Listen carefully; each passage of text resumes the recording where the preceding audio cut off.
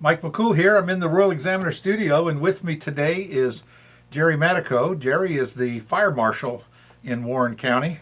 If you see us glowing, I was rushing around here cleaning out the warehouse before Gerry showed up so I could get rid of all my fire hazards.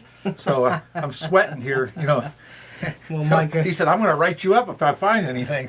I wouldn't do that to you. Oh, yeah, you would. You don't show any favors. That's one thing I'll say about you, Gerry. You do that. Well, as always, Mike, it's a pleasure to be here and talk about some exciting news. Well, I seen you at the last Board of Supervisors meeting, or maybe the one before, and you were talking about the grant money that you were getting for firefighting equipment. And Gerry's brought us a couple samples here of some of the things that firefighters use. And Gerry, tell us, let's start with what these things are first, then we'll talk about how you got the money. Absolutely. So what you see here is the self-contained breathing apparatus that our firefighters use to protect them from the hazards associated with a fire, smoke, hot gases, toxins, right.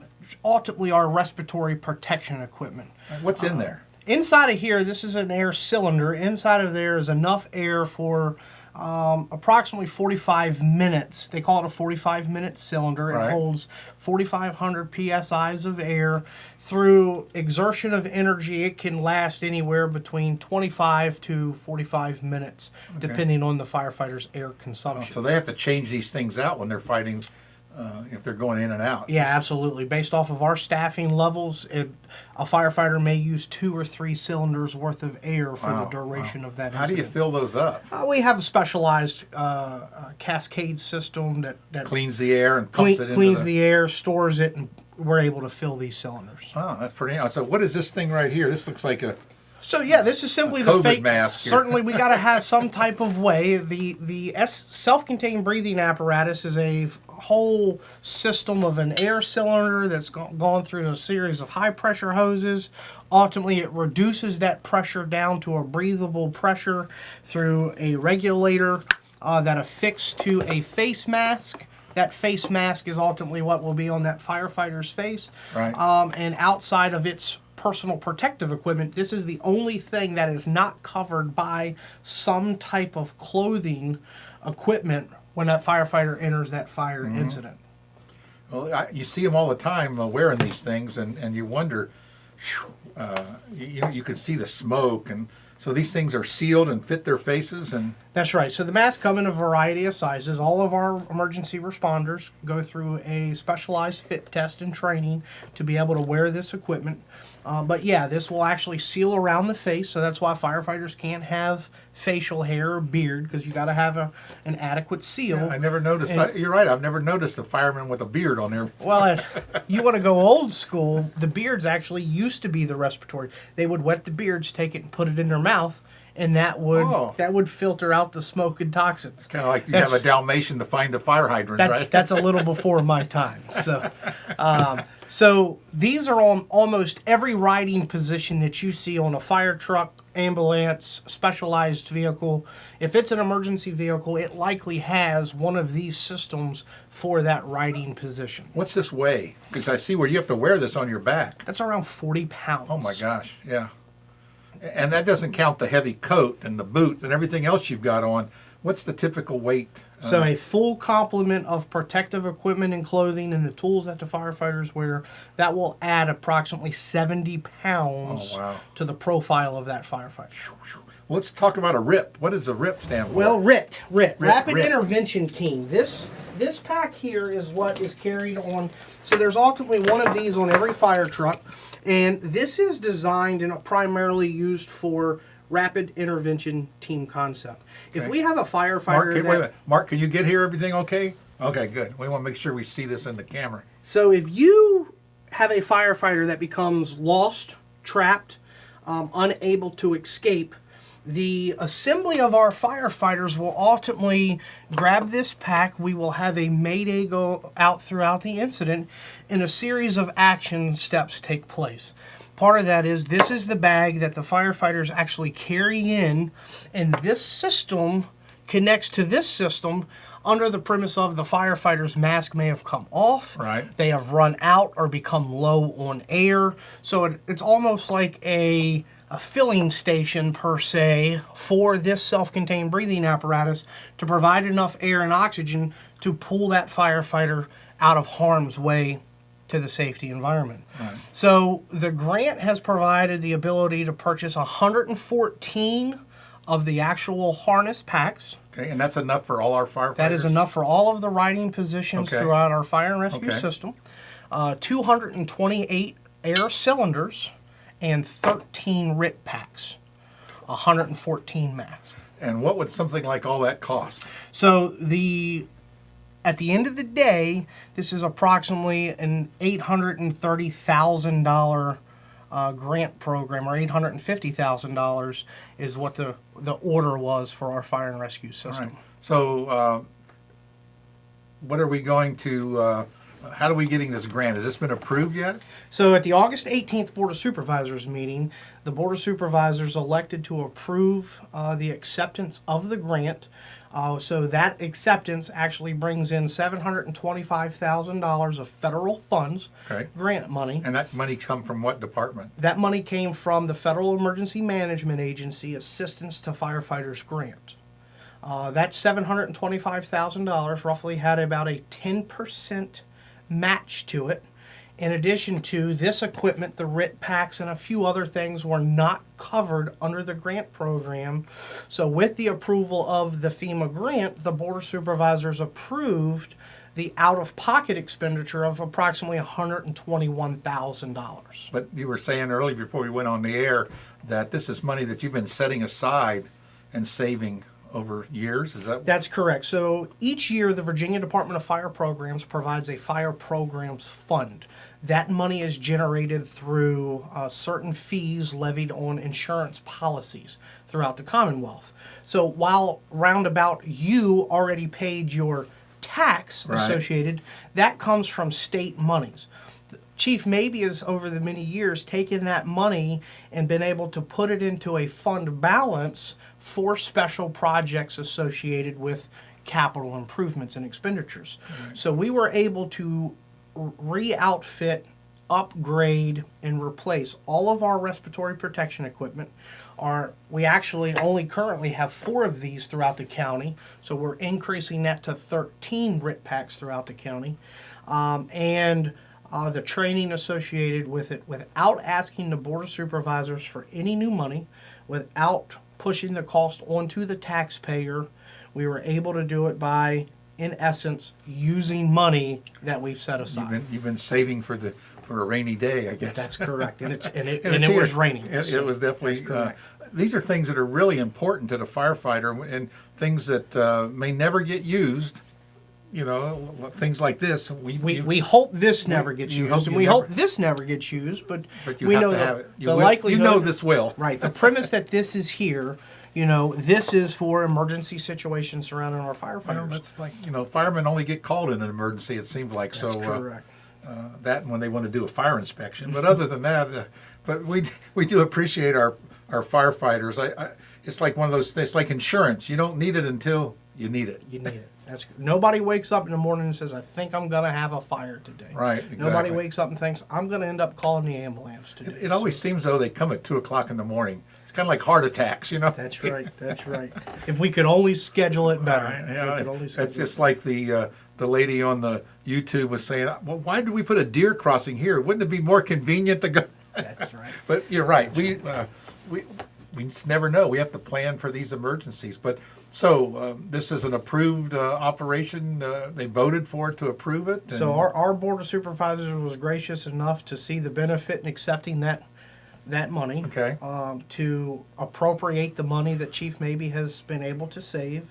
They have been ordered. We are expecting a mid to late September date, and we have scheduled a mid-October date to go ahead and place all of the units in service throughout our entire fire and rescue system.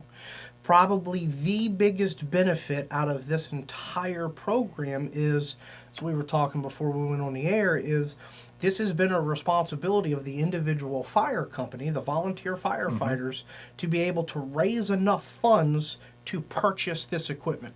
This here, what you see, the cylinder, the mask, the backpack harness, and an extra cylinder roughly $7,000 a unit. Wow. Okay, so one fire truck is going to carry up to 6 units per fire truck. Now you start multiplying that by the number of apparatus per station, that's monies that the volunteer fire company would have to raise. And they did raise it up. That's what, for the equipment we have now, they've raised that over the years. That's absolutely correct. That's when you So- see those boots out on the highway. That's where that money went. That's correct. So Chief Mabee has really worked over the last several years to build a fire and rescue system that is able to alleviate those types of responsibilities off of the individual volunteer responder.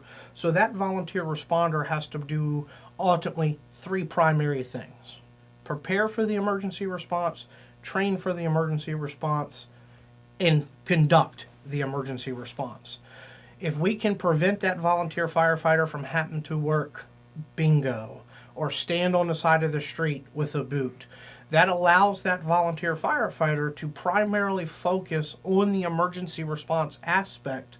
And this program really kind of helped alleviate that pressure off of the volunteer response system. Well, we know volunteers are getting fewer and fewer over the years. There's a lot of training that goes in, hundreds of hours is what I understand, That's correct. to be a volunteer. The base level training to become a volunteer firefighter is roughly, low estimate, 200 hours. Wow. 200 hours to become an EMT, a driver operator approximately 40 hours, and that's all training that's mandated by the state that meets the state certification requirements. So that's a unfunded mandate that comes down to the locality and the pressures to the volunteer stations. So I certainly want to thank our Board of Supervisors for their support in this program. Chief Mabee and our grant writing team did a tremendous job in this. This is something that our entire community should be proud of. This, outside of actually buying a fire truck or building a new fire station, this is the largest capital improvement for equipment that our department has ever executed. So this is a phenomenal job by everybody that's involved, and everybody who supported this program. Our community should be really proud. Well, they are, I think, proud of our firefighters. When you see a volunteer fire department, fireman, let's say a fireman, they are dedicated to the cause, because it takes, like you said, these hundreds of hours to do it. This is not just something you want to show up and, I think I'll be a fireman. That's right. So the men and women within our organization, regardless if they're a career, regardless if they're a volunteer, they certainly deserve the best equipment possible to, ensure that they go home at the end of their shift or at the end of that call.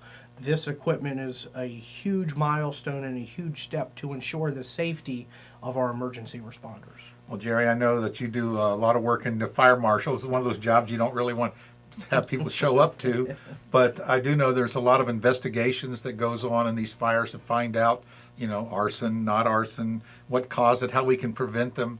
I just had the company come through and retag and check all my fire extinguishers. Every year they do that, and I don't know if people realize they need to have those things done. But well, that's right. And one of the philosophies of Chief Mabee is just that. If we actually respond and operate at a fire incident, in retrospect, we kind of failed to do our job.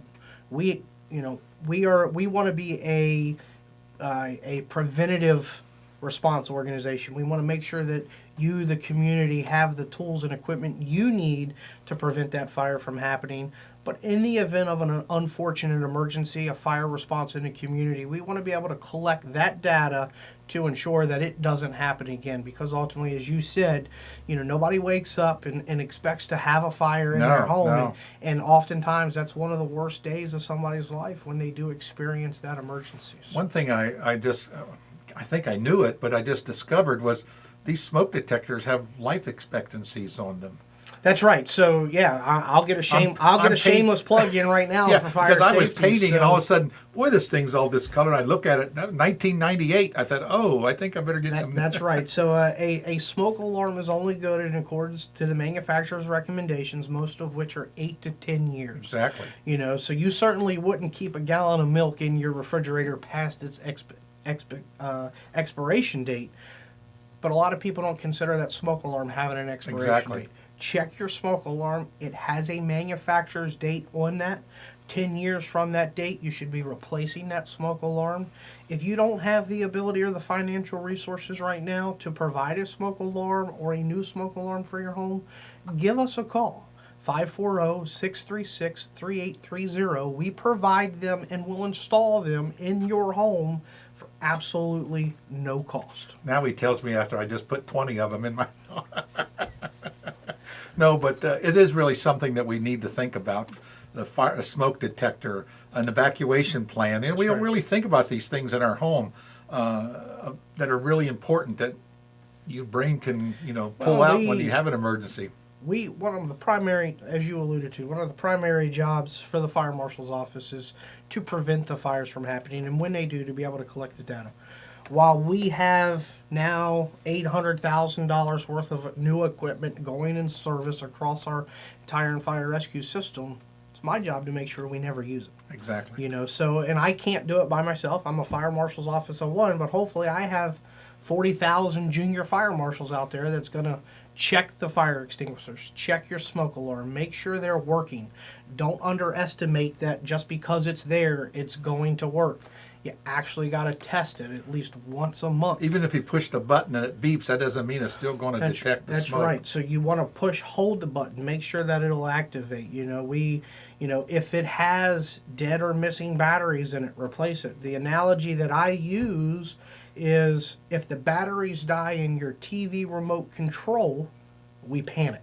Exactly. As a society, we panic when the batteries die. We get up off the couch, we try to figure out what's going on, Right. and we start to find batteries. If that battery starts chirping in that smoke alarm, we always say, we'll get to it later. Right.